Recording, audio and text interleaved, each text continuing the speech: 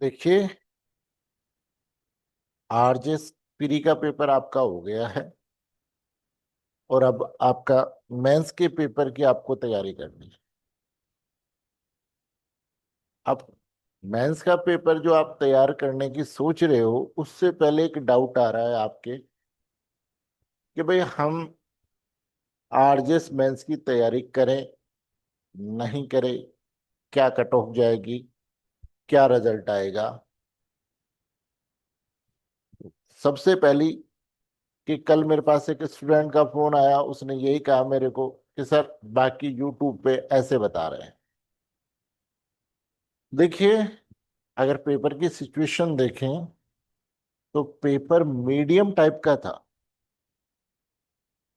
भाई medium type का paper था, यानी न तो हम ये कह सकते हैं कि बहुत ज्यादा टफ बनाया और न ही हम ये कह सकते कि बहुत ज्यादा इजी बनाया।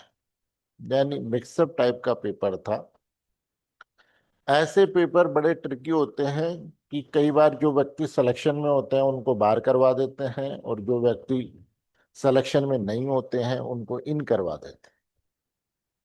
अब टोटल अगर पेपर की सिचुएशन देखें, देखो तैयारी करने से पहले एक रणनीति का होना जरूरी है कि अगर हम टोटल सिचुएशन देखें तो हमारे पास 44 पोस्ट है। आरजेएस में 44 पोस्टें हमारे पास में है कि 44 पोस्टों के लिए वैकेंसी हुई और इसका 15 गुना,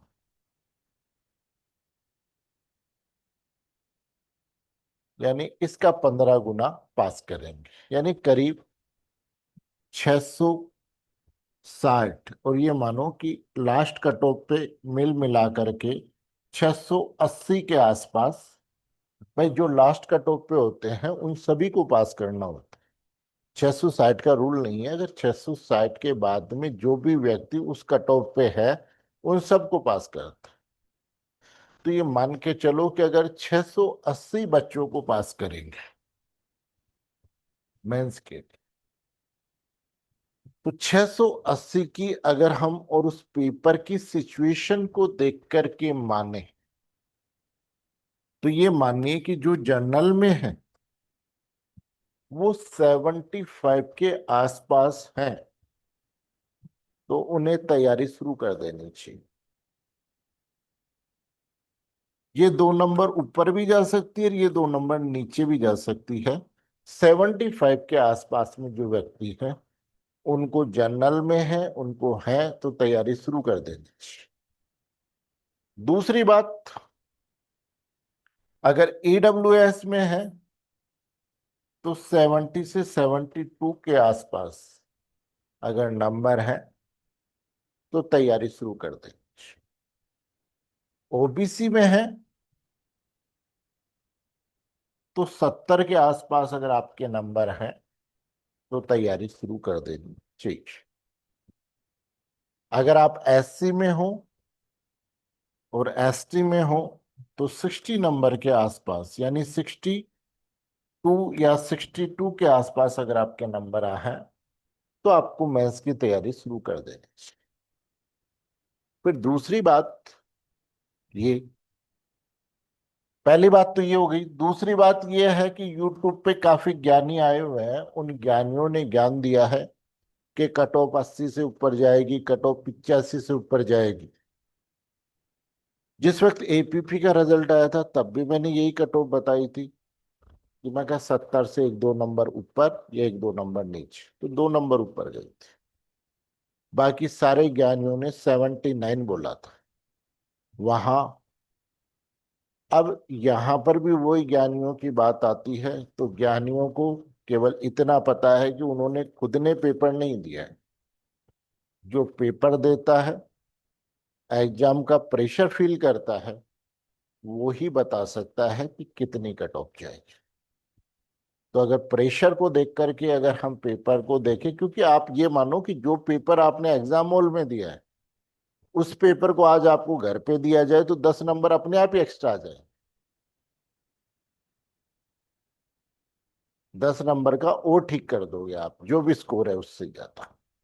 तो इसलिए इस कट ऑफ के आधार पर आप तैयारी शुरू कर सकते हैं। और आप फिर पहली बात, चलो 75 कट ऑफ नहीं जाती, 77 चली गई मान लो, तो 75 वाले ने अगर 15 दिन पढ़ लिया रिजल्ट आने तक, तो क्या गलत काम हुआ?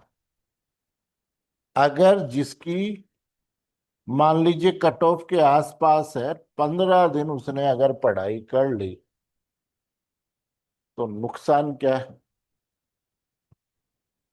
लेकिन अगर 15 दिन नहीं पढ़ता और कट ऑफ पे आके पास हो जाता है, तो फिर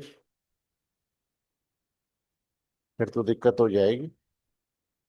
15 दिन बड़े महत्वपूर्ण हो, इसलिए जो भी यूट्यूब बाबा हैं उन यूट्यूब बाबाओं से थोड़ा सा भी फिरार होकर के और अपने आप पे कंसंट्रेशन करो। आप तो ये मान के चलो कि मैं पास हो रहा हूं और मेरे को पेपर देना है, मैं तैयारी कर, ये सबसे बड़ा चीज है आपको लक्ष्य के लिए आगे बढ़ने। जितना आप पूछोगे लोगों से कितनी कट ऑफ जाएगी, क्या होगा, उतना ही कंफ्यूज होगे और तैयारी नहीं करोगे कि ठीक है यार रिजल्ट आएगा तब देखें। और रिजल्ट आएगा तब देखेंगे तो आप ये मान के चलो कि बहुत लेट हो जाता है। कि आप कम से कम अपने मेजर एक्ट्स पे फोकस कर सकते हो, 15 दिन 20 दिन उनको पढ़ सकते हो, तैयार कर सकते हो। अगर 2 मेजर एक्ट भी आपने तैयार कर ली, एक बड़ी उपलब्धि हो जाती है। तो इसलिए इस कट ऑफ के आसपास अगर आपके नंबर आ रहे हैं, तो मेरी सलाह आपको यही है। और मान लो नहीं होता है, तो 15 दिन पढ़ने से कोई लॉस हो रहा हो तो ये बताओ कि 15 दिन हम पढ़ लिए इसलिए हमारे को ये लॉस हो रहा है।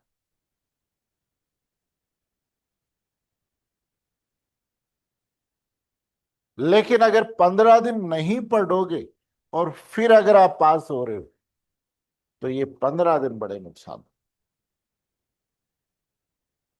तो पहली चीज तो कि जब आप तैयारी कर रहे हो तो अपने आप को क्लियर करके पढ़ाई करो कि मैं पढ़ूंगा, रिजल्ट कुछ भी, मेरे को ईमानदारी से इतने दिन पढ़ना है, रिजल्ट का वेट नहीं करना।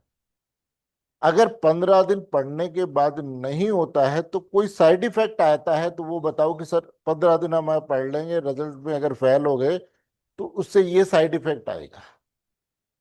लेकिन 15 दिन नहीं पढ़ोगे और फिर रिजल्ट में पास होते हो, तो साइड इफेक्ट जरूर आएगा। क्योंकि वो 15 दिन कवर करना बड़ा मुश्किल हो जाएगा, पोस्ट से भी 44 से कंपटीशन हो जाता है। इसलिए अगर तैयारी कर रहे हो तो मेंस की अपना पूरा मन बना करके फिर तैयारी, कि रिजल्ट का इंतजार नहीं करना है, मेरे को प्रॉपरली तैयारी कर। तो पहली बात कि अगर आप 15 दिन पढ़ रहे हो तो कोई नुकसान वाली बात नहीं। तो पहली सिचुएशन। अब उसके बाद में दूसरी सिचुएशन आती है कि चलो ठीक है, प्री का पेपर हो गया, हमारे काफी अच्छे स्टूडेंट हैं, उनके बहुत अभी नंबर आ रहे हैं, वो बिल्कुल सेफ जोन में। अब जो सेफ जोन में है वो ये सोचते हैं कि भाई मैथ्स की तैयारी क्या करूं, कैसे करनी है। भाई देखो, प्री की तैयारी तो हो गई, जो होना था हो लिया। मेंस की तैयारी, अब देखो सबसे बड़ी जो दिक्कत ये आती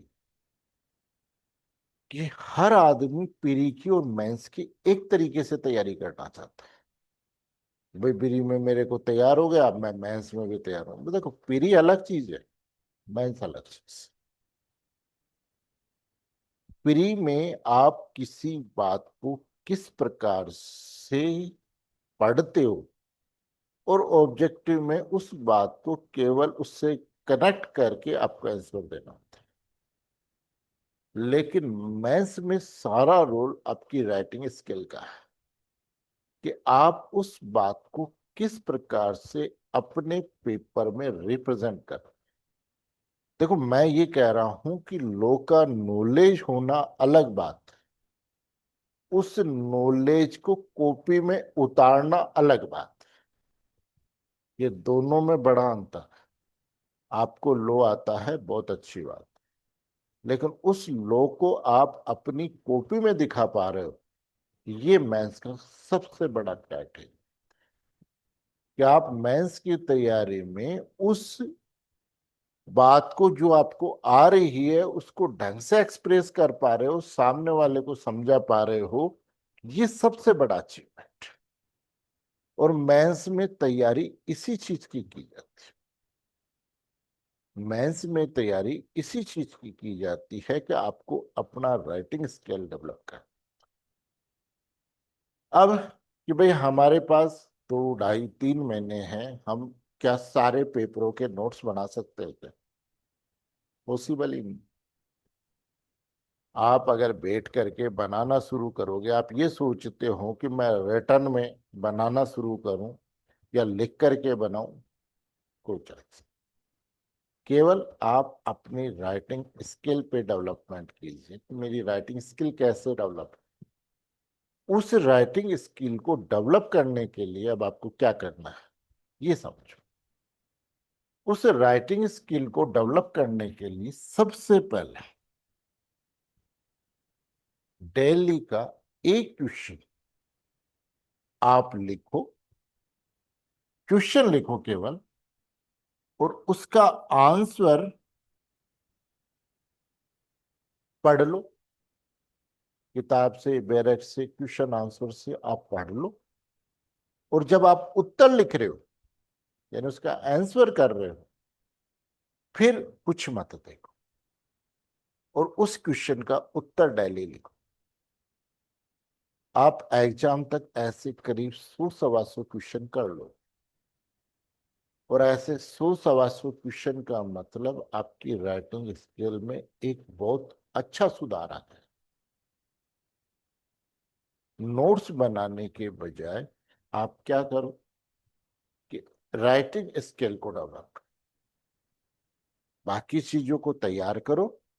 और राइटिंग यानी 100 सवा 100 क्वेश्चन आपने पढ़ करके बिना देखे मेमोरी को रिकॉल करके लिख लिया, तो ये मान लीजिए कि आपकी मेमोरी इतनी शार्प हो जाएगी कि हर बात जो आपने पढ़ी है उसको आप एग्जाम की कॉपी में रिप्रेजेंट कर।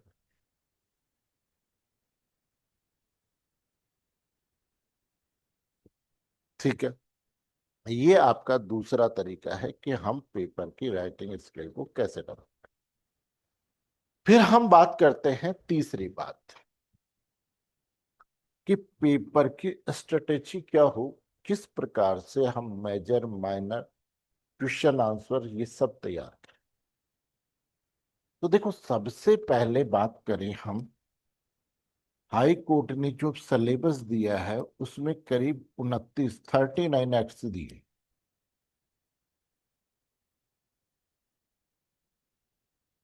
39 एक्ट्स। अब आपको 39 एक्ट्स पे पेपर तैयार करना है, मेंस लिख। अब इसमें दो चीजें तो क्लियर है 39 केस में, कि ये दो जजमेंट क्रिमिनल में और एक जजमेंट सिविल में और एक ऑर्डर सिविल में करना था।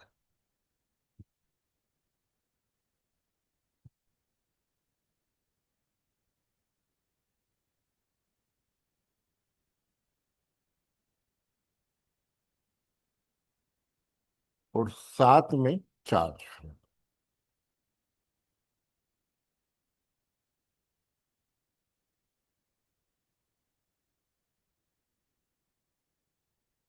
यानी टोटल 200 में से 40 नंबर का आपसे ये करवाते हैं। अब आप कितनी भी तैयारी कर लो, अगर 40 नंबर का आपका ये पोर्शन मजबूत नहीं है, फिर बाकी आप कितना भी लिख लो वही रहेगा कि 2 नंबर कम, 2 नंबर ज्यादा, 2 नंबर कम। देखो, कई बार रिजल्ट आता है तो एक क्वेश्चन अराइज होता है क्या जुडिशरी के बच्चों की बड़े सिलेक्शन हो, जुडिशरी बायस हो रखे हैं, केवल अपने बच्चों को, उन डीजे साहब के बच्चे का, उन एडीजे साहब के बच्चे का, उन हाई कोर्ट कॉन्स्टेबल के बच्चे का सिलेक्शन हो।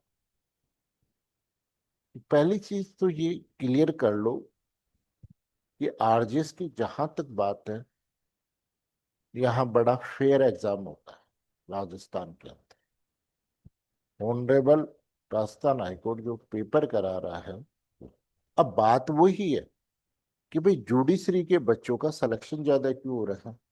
उसका रीजन ये 40 नंबर है, न कि हाई कोर्ट बायस होकर के अपने बच्चों का सिलेक्शन कर रहे हैं। हर व्यक्ति का अपना क्राइटेरिया है, सोच। लोग ये सोचते हैं नहीं, पिछले से पिछले साल ऑनरेबल जज साहब की बच्ची फेल हुई थी। अगर ऐसा ही होता तो ऑनरेबल की बच्ची क्यों फेल होती जब पिताजी वहीं हाईकोर्ट जज है। जुडिशरी वालों के बच्चों का सिलेक्शन इसलिए ज्यादा होता है, उनका रीजन ये है कि वो इन 40 नंबरों पे आपसे ज्यादा फोकस करते हैं।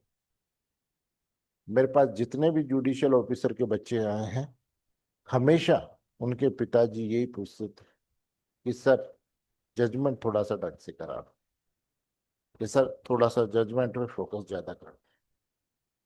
उसका रीजन यही है कि ये प्रैक्टिकल पोर्शन है, और ये प्रैक्टिकल पोर्शन में भाई पेरेंटल सपोर्ट मान लो या कुछ भी मान लो, उसकी वजह से वो 40 नंबर की ऑलरेडी लीड लेकर के रखते।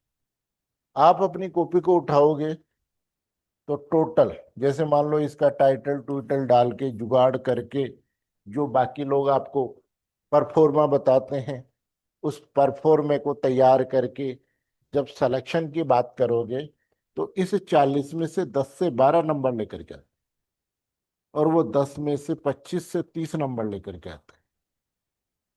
अब आप देख लीजिए, 15 से 20 नंबर की लीड अपने आप ही होगी।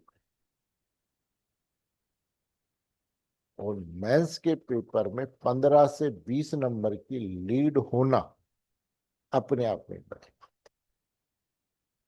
इसलिए न हमारी जुडिशरी बायस नहीं है, एग्जाम सिस्टम बायस नहीं है, बात है तैयारी करने का हमारा तरीका और उनका तरीका। पहले हमारे यहाँ पोजीशन ये थी, जब पहले पुराने पेपर होते थे तो राजस्थान में कोई जजमेंट राइटिंग पढ़ाता ही नहीं, चार्ज फ्रेमिंग कोई बताता ही नहीं था।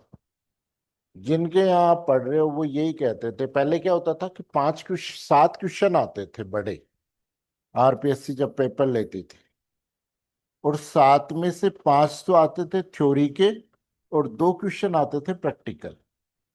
तो हर टीचर यही सलाह देता था कि प्रैक्टिकल क्वेश्चन को मत करना, क्योंकि नंबर नहीं देते, क्योंकि उनको भी नहीं आता था। और अगर थ्योरी करोगे तो नंबर आएंगे। तो उस वक्त तो ये ऑप्शन था, आपको 7 में से 5 करना था, जिसमें से आप प्रैक्टिकल पोर्शन को छोड़ दो। लेकिन अब तो ये सिलेक्शन का आधार है। अब तो ये सिलेक्शन का आधार, स्पीकर बंद कर लीजिए। अब तो ये सिलेक्शन का आधार, कि इसके बिना सिलेक्शन हो ही नहीं सकता।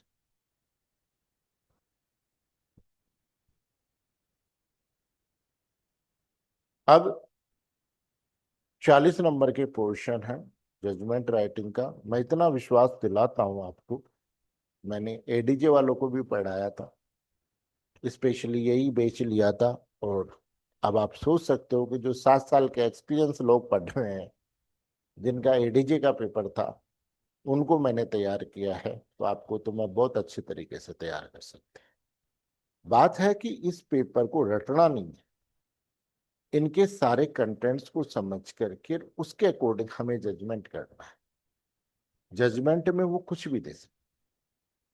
तो सबसे बड़ी चीज है कि हमारा जो सबसे बड़ा फोकस है वो जजमेंट राइटिंग पर है, क्योंकि ये बाउंड्री के आगे की लाइन, यानी सिलेक्शन में जो व्यक्ति बराबर बच्चे बराबर लाने के बाद जो आगे बढ़ने का क्राइटेरिया 40 नंबर का है, वो आपका जजमेंट राइटिंग। इसलिए जजमेंट राइटिंग पर आपको फोकस करनी पड़ेगी।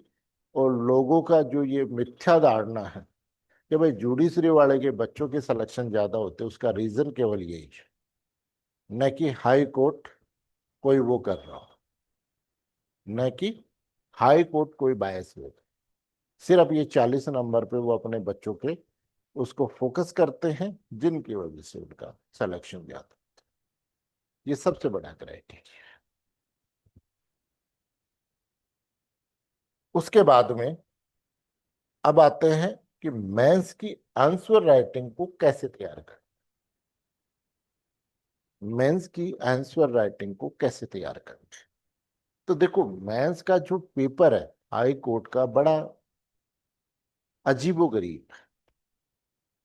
किसी ईयर टोटल आपको प्रॉब्लम बेस पेपर देता, 2019 का पेपर दिया, टोटल प्रॉब्लम बेस, सिविल भी प्रॉब्लम पे, क्रिमिनल भी प्रॉब्लम। फिर उसके बाद में जो 21 का नेक्स्ट पेपर आपसे करवाया, उसमें आधा बेरेक्ट आधी प्रॉब्लम। फिर उसके बाद में नेक्स्ट ईयर कराया, 70% बेरेक्ट, बाकी 30% प्रॉब्लम बेस।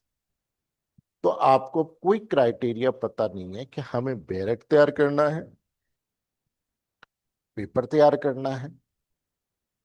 देखो, हाई कोर्ट ने 2020 में एक क्वेश्चन पूछा। उन्होंने ये पूछा कि एक मामले में जहां 138 एनआई एक्ट के चेक का मामला चल रहा है, क्या 420 में भी कार्रवाई हो सकती है क्या? तो उस वक्त सुप्रीम कोर्ट ने एक डिसीजन दिया था। देखो, 420 क्या होती है समझना। 420 चेक के माध्यम से कैसे होती है, चीटिंग कब होती है? स्पीकर बंद कर लीजिए नितिन, है ना।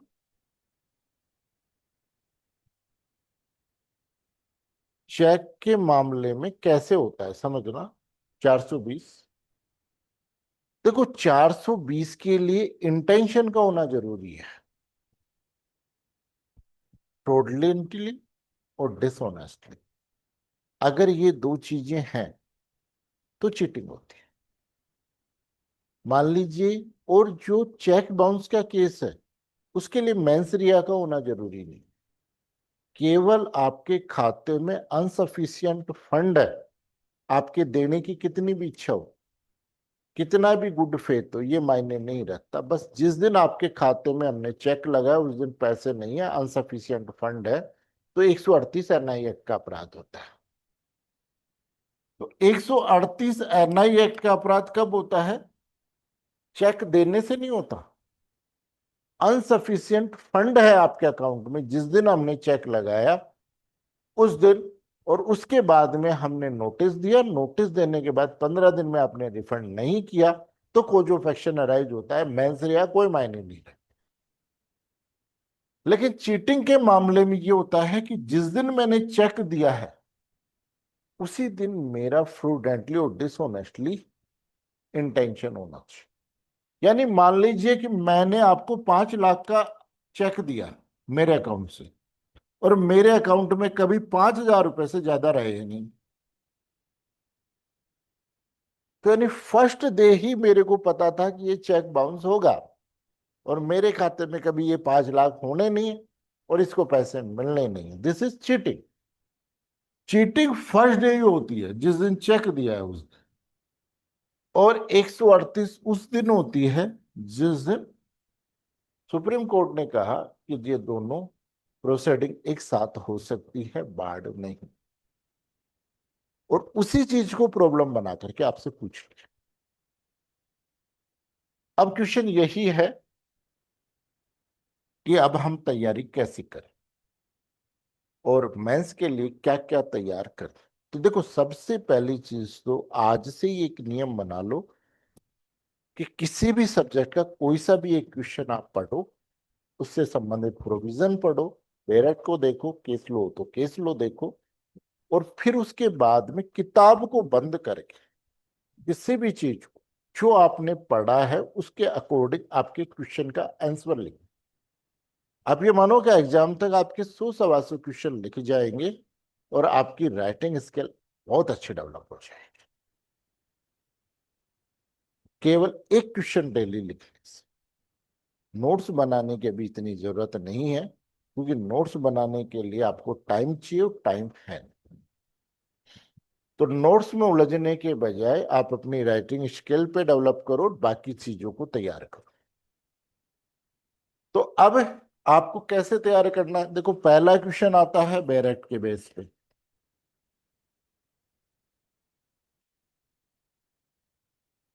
जिसमें सीधा पूछ, आपसे सीधा क्वेश्चन पूछ, जैसे आपसे पूछ लिया कि डिसऑनेस्टली क्या होती है, क्या होती है,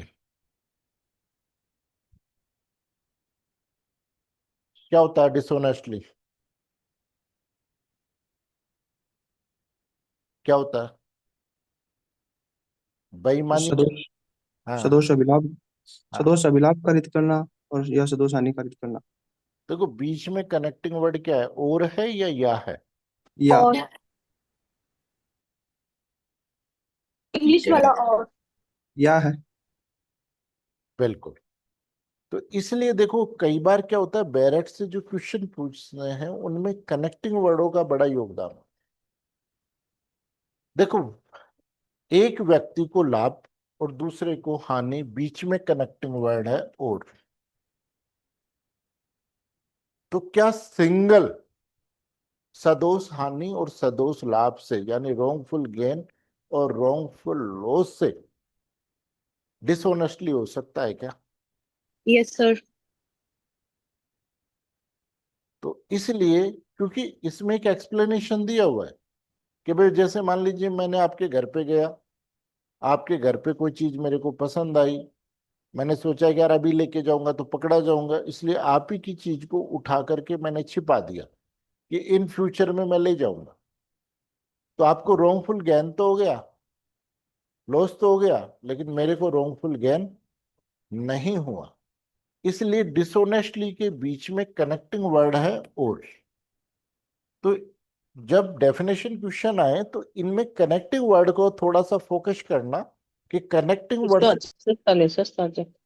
है। तो कनेक्टिंग वर्ड से वो आपसे क्वेश्चन पूछना चाहता है, तो आप थोड़ा सा कनेक्टिंग वर्ड पे जरूर फोकस करें, पहली बात।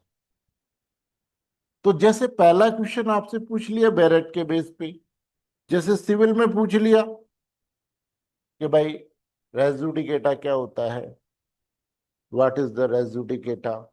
इसी प्रकार फ्री कंसेंट कब होती है। इस प्रकार से आपसे बैरेट से, यानी टोटल आपको बैरेट के और उसके प्रोविजन के अकॉर्डिंग उसका उत्तर देना होता है। तो पहला क्वेश्चन जो आपका टाइप आएगा वो आएगा बैरेट के टाइप। दूसरे क्वेश्चन का टाइप होता है वो प्रॉब्लम बेस होता है।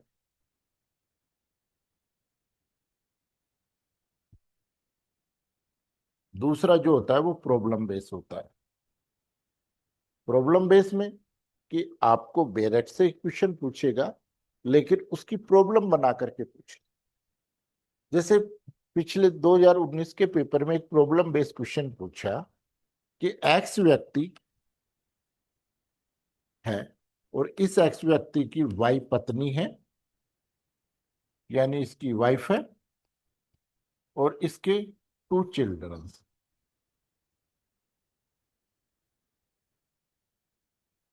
यानी वाई, एक वाई यानी वाई वाइफ है और 2 चिल्ड्रन है। ये व्यक्ति कनाडा गया, ऑस्ट्रेलिया शुरू, और ऑस्ट्रेलिया में इसने शादी की। पहले ऑस्ट्रेलिया में ऑस्ट्रेलिया की नागरिक अली, और वहां पर उसने ऑस्ट्रेलिया में सेकंड मैरिज कर दी। अब क्वेश्चन यही था क्या इसने बाइगेमी का ऑफेंस किया क्या? बाइगेमी के संबंध में इसकी किलाबल लाइबिलिटी बताइए। है एक्स ने बाइगेमी का ऑफेंस किया है क्या?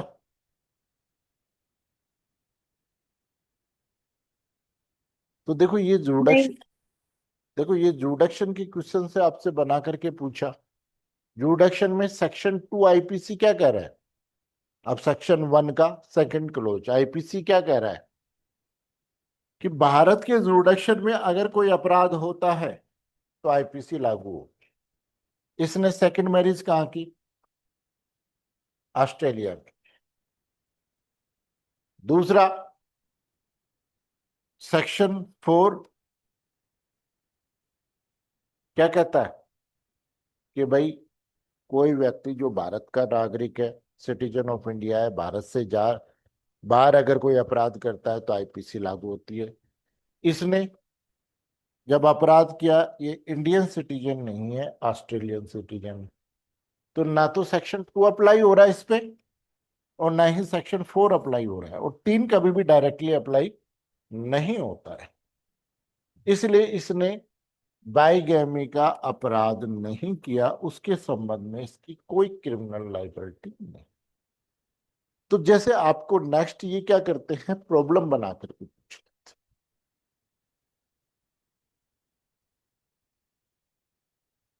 तो दूसरे टाइप का क्वेश्चन कौन सा हो गया? जो प्रॉब्लम बेस्ड हो गया। तीसरा क्वेश्चन कौन सा है?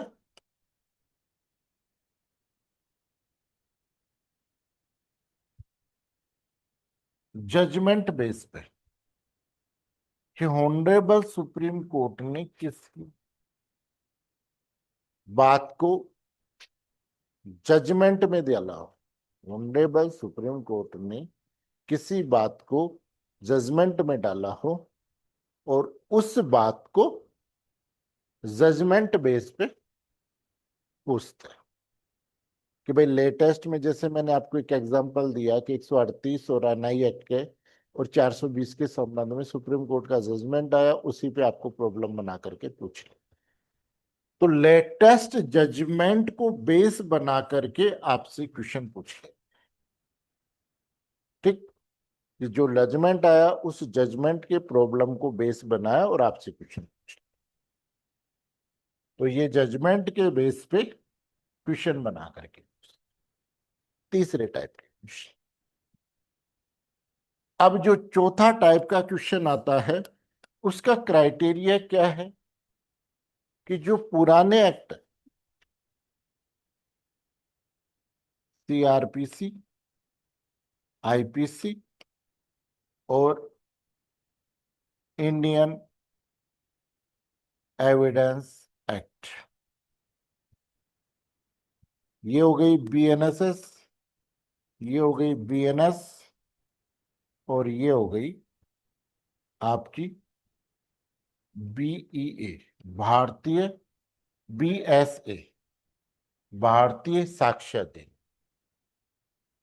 इनकी कंपैरेटिवली जो तुलना की जाएगी, उस तुलना में नए में और पुराने में क्या फर्क है, उस प्रोविजन के बेस पे आपसे क्वेश्चन पूछा जाएगा। इस प्रोविजंस के बेस पे आपसे क्वेश्चन पूछा। तो ये 3 क्राइटेरिया इन्होंने बनाए किसी भी क्वेश्चन को करने, पेपर को करने के लिए। तो आपके देखो 4 टाइप के क्वेश्चन आएंगे। उन पेपर को तैयार करके आपको इसके हिसाब से आपको मेंस की तैयारी करनी। पहली तैयारी बैरेट की।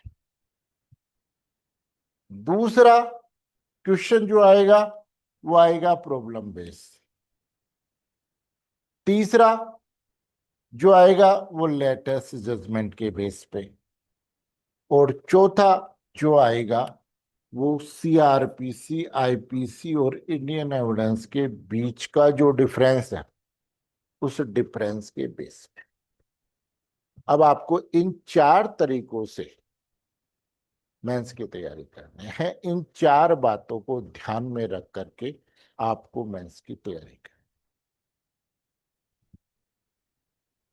अब नेक्स्ट बात है कि जब हम पढ़ेंगे तो मैं आपको क्या करवाऊंगा इनमें, मैं आपकी यहां पर क्या मदद करूंगा इन चीजों को तैयार करने। तो देखिए, सबसे पहली चीज है बेयर एक्ट। इस बेयर एक्ट के जो आपने प्री से पहले पढ़ लिया है, लेटेस्ट में जो नए एक्ट जुड़े हैं, उन एक्टों में जो इंपॉर्टेंट क्वेश्चन बनते हैं उनमें से मैं आपको कुछ क्वेश्चन डिस्कस करूं। लेकिन ये पोर्शन बेयर एक्ट का आपको खुद को तैयार कर, इसमें से मैं कुछ क्वेश्चन जो टेक्निकल हैं उन क्वेश्चनों को मैं आपके साथ बेयर एक्ट के ऊपर जो है, जैसे मान लीजिए आपका आईटी एक्ट में, उसके संबंध में, आईटी एक्ट के संबंध में है, या इसके अलावा जैसे एविडेंस के अंतर्गत डिजिटल डॉक्यूमेंट्स को कैसे पेश करते हैं, डिजिटल डॉक्यूमेंट्स में प्राइमरी कब होता है, सेकेंडरी कब होता है, लेटेस्ट प्रोविजन क्या है, बेयर एक्ट के साथ में उनको हम डिस्कस करें। तो इस पोर्शन को, बाकी बेयर एक्ट को आपको तैयार करें। मैं आपकी मदद करूंगा प्रॉब्लम बेस्ड केसेस पे, जो क्वेश्चन बनाऊंगा प्रॉब्लम बेस्ड, उन क्वेश्चनों को आपके साथ डिस्कस करूंगा कि प्रॉब्लम। नेक्स्ट, लेटेस्ट जजमेंट क्या है, उन जजमेंटों का डिस्कशन, उन पे क्या प्रॉब्लम बन सकती है, छोटी प्रॉब्लम बनती है, बड़ी प्रॉब्लम बनती है, तो उनका हमें कैसे उत्तर देना है। और नेक्स्ट, इनके डिफरेंस के अंदर जो भी क्वेश्चन बनते हैं, प्रैक्टिकली प्रॉब्लम आई हैं, उन सारी प्रॉब्लमों को जो डिफरेंस के क्वेश्चन है वो मैं आपको तैयार करवा, जजमेंट राइटिंग करेंगे, चार्ज फ्रेमिंग करेंगे और आंसर राइटिंग करेंगे। आंसर राइटिंग में मैंने आपको बता दिया कि क्राइटेरिया हमें 4 के बेस पे तैयार करना है। पहला, जजमेंट बेरेट के बेस। तो बेरेट में आपको पढ़ाऊंगा नहीं, न मैं बेरेट तैयार कराऊंगा, क्योंकि बेरेट आप ले ऑलरेडी तैयार है। वो आपको खुद को तैयार करना है। उसमें जो भी टेक्निकल प्रोविजंस हैं उन पे जरूर मैं क्वेश्चन आंसर आपको सोल्व करवाऊंगा, क्योंकि हमारे पास टाइम इतना ही। प्रॉब्लम बेस में करीब करीब मैं आपको इतना तैयार कर दूंगा कि प्रॉब्लम बेस कैसा भी क्वेश्चन अगर आपसे पूछा जाता है आप आराम से उनको कर लो, चाहे वो सिविल का हो चाहे क्रिमिनल। उसके अलावा तीसरे नंबर पे जजमेंट बेस, जो भी लेटेस्ट जजमेंट है पिछले 5 साल से, वहां उन जजमेंटों को भी मैं आपको डिस्कस कर दूंगा, और उसके साथ में उन पे बनने वाले प्रॉब्लम बेस्ड क्वेश्चन भी हम डिस्कस कर लेंगे क्लास। तो ये चीजें मैं तैयार करवा दूंगा। और लास्ट जो क्राइटेरिया है हमारा किस चीज का, कि ये जो दोनों नए और पुराने जो लॉ बने हैं, इन लॉ का जो डिफरेंस आ रहा है, इस डिफरेंस में क्या नया प्रोविजंस है, उनकी क्या अहमियत है, क्या नई बात है, वो मैं आपको तैयार कर दूंगा हर सब्जेक्ट में, क्योंकि करीब करीब 1 साल हो गया और जो भी प्रॉब्लम बननी थी वो करीब करीब प्रैक्टिकली बन चुकी। तो इसलिए, और करीब करीब मैंने फेस भी कर ली उन प्रॉब्लमों को, तो हम इस चीज को आराम से डिस्कस कर लें। तो ये हमारा क्राइटेरिया हो गया किसका, मेंस की राइटिंग कैसे करें। इसके अलावा नेक्स्ट जो आता है कि आपको प्रैक्टिस करनी है, तो उसके लिए हमारा टेस्ट सीरीज, कि भाई आप उसको टेस्ट दो, टेस्ट में चेक भी कर लूंगा, और जहां आवश्यकता हुई उन पेपर को मैं आपको क्लास में डिस्कस भी करा लूँ, क्योंकि 40 पेपर है तो 40 तो डिस्कस होना मुश्किल है, लेकिन जो भी टेक्निकल क्वेश्चन है पेपर के, वो मैं सप्ताह के लास्ट में आपके साथ में डिस्कस कर लूँ। ये हमारा किसका क्राइटेरिया रहेगा, टेस्ट सीरीज। और जो सबसे लास्ट में हम बात कर रहे हैं, अब उसके अलावा जो नेक्स्ट है वो है आपका हिंदी और इंग्लिश। हिंदी और इंग्लिश में केवल ऐसे आता हिंदी और इंग्लिश में आपके पास केवल एशे आता है। उन एशे को तैयार करने के लिए देखो, सबसे पहली पिछली बार इंग्लिश में एक राजस्थान का केस था। उस केस में क्या था कि एक कांस्टेबल को भर्ती हुई थी और उस कांस्टेबल भर्ती में एक व्यक्ति का सिलेक्शन हुआ था। कांस्टेबल भर्ती में एक व्यक्ति का सिलेक्शन हुआ था और सिलेक्शन के बाद में जब वो नौकरी लेने गया तो वहां पर उसको पता चला कि भाई आपके खिलाफ मर्डर चार्ज की ट्रायल हो चुकी है और इसलिए हम आपका सिलेक्शन नहीं करें। उसने कहा कि साहब मैं मर्डर ट्रायल के बाद में बरी हो गया था, इसलिए मेरे को आप नौकरी दे सकते।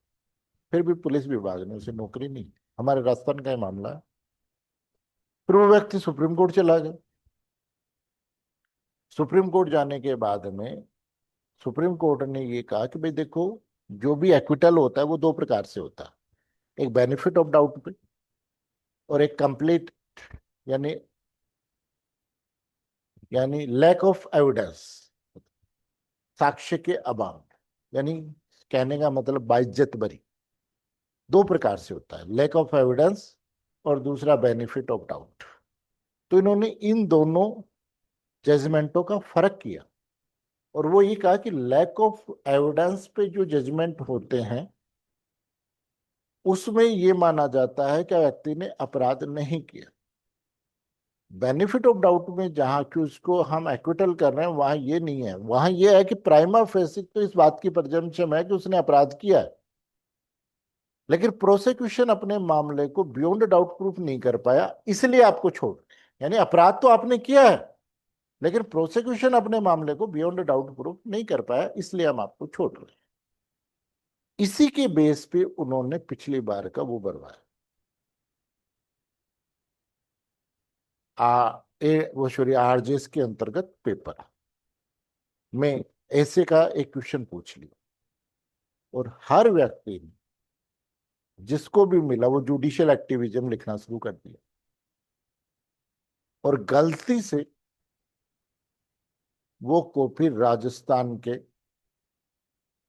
जो कहते हैं सुपर इंटेलिजेंट जज साहब के पास चेक होने के लिए चली और उनकी पोजीशन ये है, जिन्होंने कॉपी चेक की थी, कि वो बिल्कुल लेटेस्ट से अपडेट होते। यानी आज अगर कोर्ट जा रहे हैं, कल क्या जजमेंट हुए हैं ऑनरेबल सुप्रीम कोर्ट के, वो पढ़ करके फिर कोर्ट जाता है। अब आप ये सोचो कि उस व्यक्ति ने उस जजमेंट को कितना अच्छा पढ़ा होगा और हम जुडिशियल एक्टिविज्म लिख रहे हैं। इसलिए पिछली बार अंग्रेजी में वो कहते हैं इंग्लिश मीडियम वालों के एक एक नंबर आए थे, दो दो नंबर आए थे। उसका रीजन यही था कि हम जजमेंट और वो सब तैयार कर रहे हैं। सबसे बड़ी चीज है जजमेंट के परफॉर्म में, सॉरी ऐसे के परफॉर्म में हर व्यक्ति पढ़ा है। परफॉर्मे के साथ आपको कंटेंट्स भी पता होना जरूरी है। बिना कंटेंट्स के परफॉर्मे काम नहीं आते।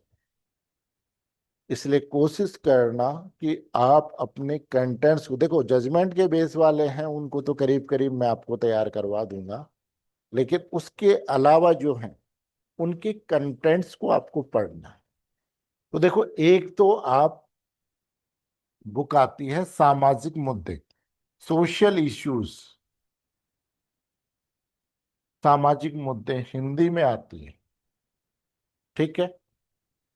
ये एक आरएस है, उनकी लिखी हुई है सामाजिक मुद्दे के नाम से, जीएल शर्मा।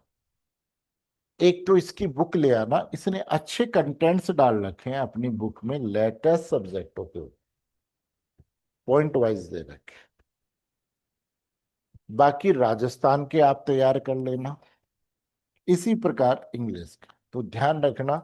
इंग्लिश का लिखो या हिंदी का लिखो, हर का अपना एक परफॉर्मा होता है, वो आपको टीचर हिंदी और इंग्लिश के बताएंगे, लेकिन उनके कंटेंट्स को कैसे तैयार करना है वो आपकी जिम्मेदारी है।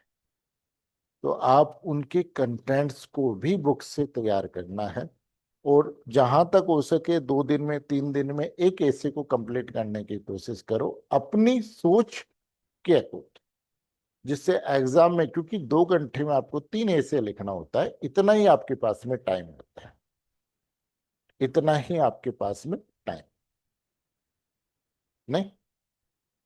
तो आप इस चीज पे फोकस करके, तो इस प्रकार से कंटेंट्स जहां से मिल रहा है, एक तो सामाजिक मुद्दे की बुक आ गई आपकी, कोई सी भी राजस्थान की कल्चर की बुक देख लीजिए, जिसमें मेन मेन पॉइंट्स देख लीजिए, नहीं जैसे राजस्थान की कल्चर हो गई, राजस्थान की वास्तुकला हो गई, इन सबको थोड़ा थोड़ा पढ़ लीजिए, जिससे आपके कंटेंट्स तैयार हो जाए।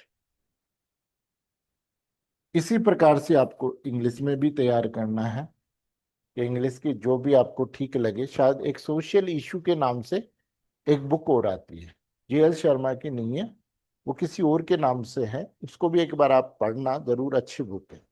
वो इंग्लिश में सोशल इश्यू के नाम से आएगी, हिंदी में सामाजिक मुद्दे के नाम से। तो उसके लिए आप कंटेंट से तैयार करो। तो ले दे करके हमारे को मेंस की तैयारी करनी है। हम अपना 2 माह का टारगेट लेकर के चलते, हम 2 मंथ्स का टारगेट लेकर के चलते हैं, 2 माह का टारगेट लेकर के चलते हैं, कि 2 माह में हमारे को इसको कंप्लीट करना है। और मैं आपकी कैसे मदद करूंगा, मैंने आपको बता दिया। मैंने आपको बता दिया पहली बात कि सबसे पहला तो हम जजमेंट राइटिंग को पॉइंट वाइज तैयार करें। दूसरा, चार्ज फ्रेमिंग, जजमेंट राइटिंग जो भी है वो दोनों हम। दूसरा, हम क्वेश्चन आंसर फ्रेमिंग में सब्जेक्ट वाइज जो भी प्रॉब्लम बेस्ड क्वेश्चंस हैं, जो लेटेस्ट जजमेंट बेस्ड क्वेश्चंस हैं, और जो नए कानून और पुराने कानून के हैं वो, और अगर कोई डायरेक्ट पे क्वेश्चन है तो वो, उसको तैयार करेंगे। और उसके बाद में जो सबसे तीसरी और महत्वपूर्ण बात है वो ये, कि जो टेस्ट सीरीज होगी, उस टेस्ट सीरीज के माध्यम से आप पेपर दोगे। सप्ताह में 3 पेपर होंगे, उन 3 पेपर में जो आप कर सकते हो अपना बेस्ट कीजिए, और जो जो क्वेश्चन टेक्निकल होंगे वो हम सप्ताह के लास्ट में उन क्वेश्चनों को क्लास में डिस्कस करें। तो इस प्रकार से हम हमारे आगे कंटिन्यू तैयारी करें। मंडे से हम तैयारी को स्टार्ट करते हैं। मंडे को सुबह 8 बजे हम जजमेंट राइटिंग स्टार्ट करेंगे। 1 घंटे हम जजमेंट राइटिंग पढ़ेंगे। उसके बाद में नेक्स्ट 1 घंटे हम क्वेश्चन आंसरिंग डिस्कस करें। ये हमारा शेड्यूल है। उसके बाद जैसे ही आपका रिजल्ट आता है, हम इस टाइम को थोड़ा सा और एक्सटेंड कर दें। ठीक है। बाकी आप तैयारी करने से पहले एक चीज को दिमाग से बाहर निकाल देना कि रिजल्ट क्या होगा। बस इतना दिमाग में रखना कि अगर 15 दिन मैंने पढ़ लिया और फेल होता हूं तो मेरे को कोई नुकसान नहीं है, लेकिन 15 दिन मैंने नहीं पढ़ा और पास हो गया तो मैं बहुत बड़ा नुकसान उठाऊंगा, क्योंकि पोस्टें भी 44 हैं, ज्यादा नहीं। इसलिए अगर करना है तो अपने आप को हर तरीके से मजबूत करके आगे तैयारी करें। मंडे से हम हमारी क्लास को कंटिन्यू करें।